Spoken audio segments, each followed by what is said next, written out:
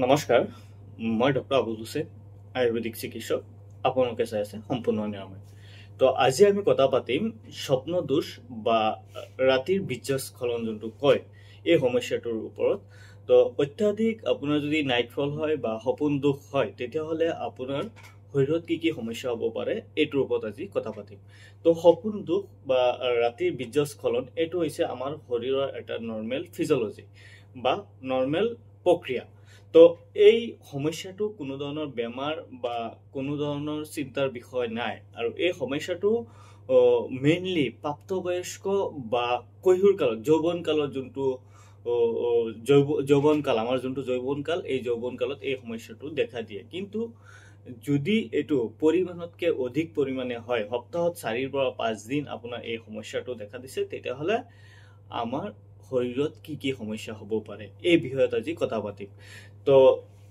প্ৰথম যোনটো সমস্যা সেই সমস্যাটো হৈছে আমাৰ ৰাতি টোপনি ক্ষতি হ'ব পাৰে আমাৰ ৰাতি ভালকৈ টোপনি নাহিব পাৰে যদি আপোনাৰ অত্যাধিক পৰিমাণে আপোনাৰ নাইটফল হয় বা অত্যাধিক পৰিমাণে যদি আপোনাৰ সপোন দোষ হয় তেতিয়াহ'লে আপোনাৰ নাইটফল হ'ব পাৰে 2 নম্বৰ যোনটো প্ৰব্লেম সেইটো হৈছে আপোনাৰ মূৰৰ বিষ হ'ব পাৰে আপোনাৰ যেতিয়া ৰাতি টোপনি ভালকৈ নহ'ব তেতিয়া আপোনাৰ মূৰৰ বিষ হোৱাটো কমন আৰু আপোনাৰ দিনত বা যিকোনো সময়ত আপোনাৰ মূৰৰ বিষ হ'ব পাৰে তাৰপিছত 3 নম্বৰ যোনটো সমস্যা সেইটো হৈছে আপোনাৰ শৰীৰটো ক্লান্তি মানে ভাগৰুৱা অনুভৱ হ'ব আপোনাৰ শৰীৰটোত কোনো ধৰণৰ শক্তি বা কোনো ধৰণৰ বল নাপাব এইটো হ'ল আপোনাৰ 3 নম্বৰ সমস্যা 4 নম্বৰ যোনটো সমস্যা এইটো আপোনাৰ চকুৰ দৃষ্টিশক্তি কমি যাব পাৰে আপোনাৰ চশমা ল'ব লগা হ'ব পাৰে বহুতে চাব যে সৰুতে চকু ঠিকে আছিলে কিন্তু যেতিয়া স্কুলত যোৱা হ'ল তেতিয়া তাৰ চকুৰ চশমা ল'ব লগা হৈছে সি বোৰ্ড দেখা নাপায়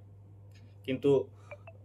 বহুতে গম নাপায় এই প্ৰব্লেমটো কিহৰ কাৰণে হৈ আছে কিন্তু এইটো যদি তাৰ অত্যাধিক পৰিমাণে আপোনাৰ নাইটফল হৈ আছে স্বপ্ন দোষ হৈ আছে তেতিয়াহ'লে এই চকুৰ সমস্যা হ'ব পাৰে চকুত ভিজনৰ প্ৰব্লেম হৈ যাব 5 নম্বৰ যোনটো সেইটো হৈছে আপোনাৰ যৌন ক্ষমতা কমি যোৱা যদি আপোনাৰ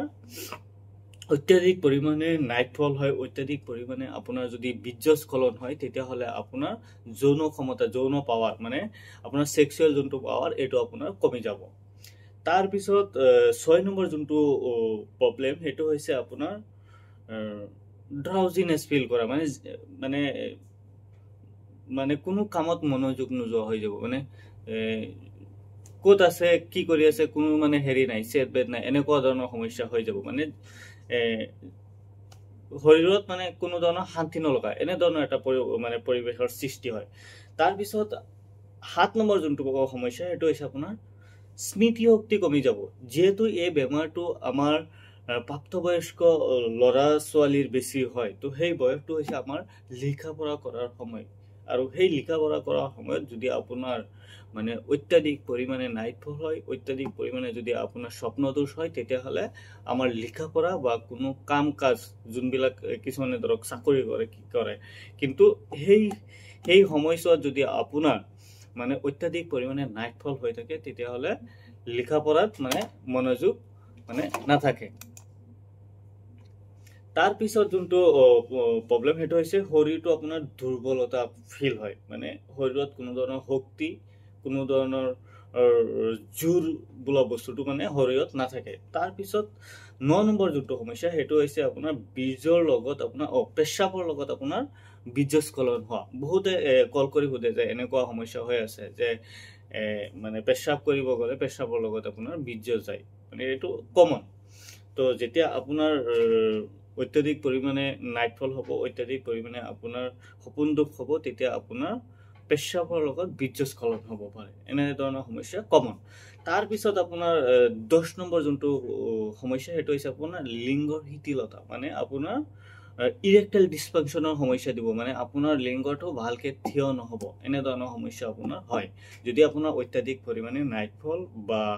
আপোনাৰ সপোন দোষ হৈ আছে তেতিয়াহ'লে আপোনাৰ লিংগৰ শিথিলতা হ'ব পাৰে তাৰ পিছত 11 নম্বৰ যোনটো প্ৰব্লেম সেইটো হৈছে আপোনাৰ বীৰ্য পাতল হৈ যাব পাৰে আপোনাৰ স্পামৰ কোৱালিটি বেয়া হ'ব মানে আপোনাৰ মানে স্পামৰ যোনটো হেৰি আছে মানে ভলিউম আছে ভলিউমটো কমি যাব স্পামটো পানীৰ নিচিনা পাতল হৈ যাব এইটো হ'ল আপোনাৰ 11 নম্বৰ সমস্যা 12 নম্বৰ যোনটো সেইটো হৈছে আপোনাৰ ভোক নালাগা হৈ যাব মানে আপোনাৰ খোৱা খাদ্য মন নাযাব আপোনাৰ আগত খানা থৈ দিলে আপোনাৰ খাব মন নাযাব এনেকুৱা সমস্যা আপোনাৰ হয় তাৰ পিছত 13 নম্বৰ যোনটো সেইটো হৈছে আপোনাৰ কামত মনোযোগ নোযোৱা হৈ যায় যদি আপোনাৰ অত্যাধিক পৰিমাণে এই নাইটফল হয় অত্যাধিক পৰিমাণে যদি আপোনাৰ বীৰ্যস্খলন হয় তেতিয়াহ'লে আপোনাৰ এনেধৰণৰ সমস্যা দেখা দিব পাৰে কোনো ধৰণৰ কামত আপোনাৰ মনোযোগ নোযোৱা হ'ব তাৰ পিছত যোনটো আপোনাৰ 14 নম্বৰ প্ৰবলেম হেটো হৈছে যদি আপোনাৰ অত্যাধিক পৰিমাণে নাইটফল হৈ আছে অত্যাধিক পৰিমাণে আপোনাৰ বীৰ্যস্খলন হৈ আছে তেতিয়াহ'লে আপোনাৰ বন্ধ্যাত্ব মানে সন্তানহীনতা যোনটো সমস্যা আপোনাৰ সন্তান জন্ম দিয়াত মানে আপোনাৰ প্ৰবলেম হ'ব মানে ইনফাৰ্টিলিটি দেখা দিব যদি আপোনাৰ অত্যাধিক পৰিমাণে আপোনাৰ সপোন দুখ হৈ আছে বা অত্যাধিক পৰিমাণে যদি আপোনাৰ নাইটফল হৈ আছে তেতিয়াহ'লে আপোনাৰ বাচ্চা জন্ম দিয়াত প্ৰবলেম হ'ব তাৰ পিছত 15 নম্বৰ যোনটো প্ৰবলেম হেটো হৈছে যদি আপোনাৰ অত্যাধিক পৰিমাণে আপোনাৰ নাইটফল বা অত্যাধিক পৰিমাণে যদি আপোনাৰ সপোন দুখ হয় তেতিয়া কি হয় আমাৰ শৰীৰৰ যোনবিলাক গাঁঠি আছে যোনবিলাক জইন্ট আছে এই জইন্টত আপোনাৰ বিষ হয় তো অকল জইন্ট বুলিয়ে নহয় আমাৰ যোনবিলাক কাপ মাসল আছে বডিৰ মাসল আছে হাতৰ মাসল আছে এইবিলাকত আপোনাৰ পেইন হয় কামুৰি থাকে এনেকে তো এনে ধৰণৰ সমস্যা কমন তাৰ পিছতো আপোনাৰ যদি অত্যাধিক পৰিমাণে নাইটফল হয় তেতিয়া আপোনাৰ লিংগৰ বক্ৰতা অৰ্থাৎ লিংগ বেকা হৈ যোৱাৰ সমস্যাটো দেখা দিয়ে তো এনে ধৰণৰ সমস্যা একেবাৰে খুবেই কমন যদি আপোনাৰ অত্যাধিক পৰিমাণে নাইটফল হয় অত্যাধিক পৰিমাণে যদি আপোনাৰ মানে সপোন দুখ হয় তেতিয়াহ'লে আপোনাৰ এনে ধৰণৰ সমস্যাটো কমন তো আজি মই এই সপোন দুখ হলে কি সমস্যা শৰীৰত হ'ব পাৰে এই বিষয়ত কথা পাতিছো নেক্সট টাইম আমি কথা পাতিম যে এই সপোন দুখৰ পৰা আমি কেনেকৈ মুক্তি পাব পাৰি তাৰ কাৰণে কি উপায় অৱলম্বন কৰিব লাগিব এই গুটেইখিনি কথা আলোচনা কৰিম গতিকে আপোনালোকে যোনে এই ভিডিওটো চাইছে ভিডিওটো যদি ভাল লাগিছে আপুনি ভিডিওটো শেয়াৰ কৰি দিব আৰু পৰৱৰ্তী সময়ত আপুনি ভিডিও পাই থাকিবৰ কাৰণে মোৰ চেনেলটো সাবস্ক্ৰাইব কৰি ল'ব পাৰে ধন্যবাদ